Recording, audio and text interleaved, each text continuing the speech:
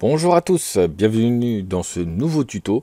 Donc comme je vous avais dit la dernière fois, je voulais vous montrer comment paramétrer une imprimante pour la mettre sur le réseau. Mais avant, je vais vous montrer quelque chose qui est fort désagréable. Comme vous avez pu le voir dans la vidéo précédente quand on a installé l'imprimante, du moins avec le logiciel HP.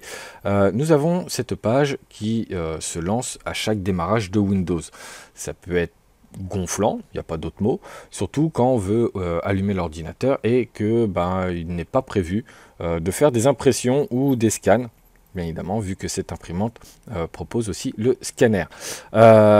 Du coup, donc, comme on peut voir, ce logiciel est quand même fort intéressant, vu qu'on peut avoir donc numérisé une image, un document, réaliser des copies, tout ça, donc ça peut nous aider. Sauf que nous, à chaque fois qu'on va allumer l'imprimante, ça ne va pas être notre tâche. Donc certains logiciels, dans les paramètres, proposent justement le démarrage du logiciel en même temps que Windows. Sauf que là, bon, j'ai pas réellement cherché non plus, mais je ne vois pas l'option. Donc tout simplement, je vais donc couper le logiciel, hein, il est éteint, quoi, il est éteint, plus ou moins, vu qu'il doit être quelque part par là, je sais plus où il est, non, ça c'est Canon, ah bah si, il est coupé, mais sinon c'est pas bien grave. Donc ce qu'on va faire, sur votre clavier, j'en avais déjà parlé dans quelques vidéos précédemment, il y a ce qu'on appelle les raccourcis clavier. Là, il y en a un que j'utilise assez fréquemment, qui peut être dangereux si on fait n'importe quoi dedans. Donc quand même de bien regarder la vidéo pour éviter de faire des erreurs. Donc sur votre clavier, en bas à gauche, vous avez la touche CTRL, qui veut dire donc contrôle, et un peu plus sur la droite, la touche ALT, qui est juste avant la barre espace. Après, au-dessus, généralement, c'est au-dessus des flèches directionnelles que vous avez un peu sur la droite. Vous avez donc soit la touche DEL ou SUPR, SU2PR. Vous allez appuyer sur ces trois touches en même temps. Hop. Et du coup, vous allez avoir... D'accord. Pourquoi il ne veut pas se lancer? Voilà.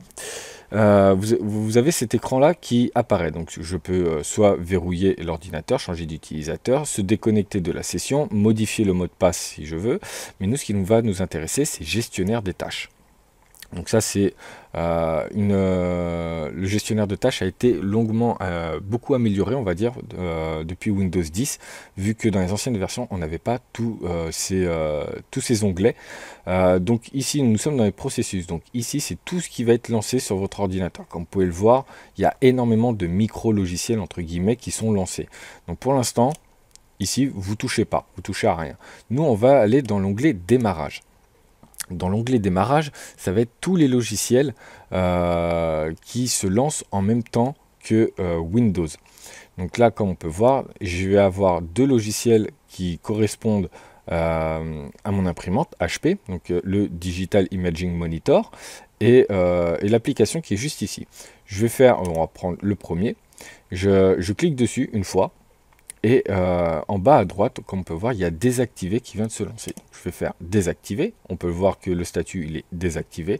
Et je vais en faire de même pour le deuxième.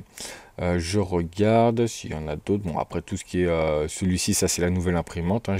Quand je l'ai paramétré, j'ai pas pensé à les désactiver. Je vais le faire de suite.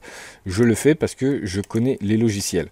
Si admettons, il y a des logiciels que vous ne connaissez pas, vous ne les lancez pas, vous les désactivez pas. Certains peuvent avoir le souci de ne pas se lancer et du coup ça peut poser problème. Admettons le CCleaner, j'ai une protection temps réel, si je le désactive, quand je vais redémarrer Windows, CCleaner ne va pas se lancer, donc je n'aurai plus la protection temps réel par exemple. Du coup tout ça c'est fait, j'ai plus qu'à fermer et au redémarrage le logiciel ne se lancera plus en même temps que Windows. Donc voilà, aujourd'hui on a vu comment enlever le démarrage automatique d'un logiciel en même temps que Windows. J'espère que cette vidéo vous aura intéressé, vous aura plu, vous aura appris des choses. N'hésitez pas à la partager. N'oubliez pas le petit j'aime, le petit commentaire comme d'habitude. Et pour ceux qui ont des questions, vous avez la zone des commentaires en dessous de la vidéo ou sur mon adresse mail lestutos@gmail.com. Je vous souhaite une bonne journée et je vous dis à plus tard. Ciao ciao, bye bye.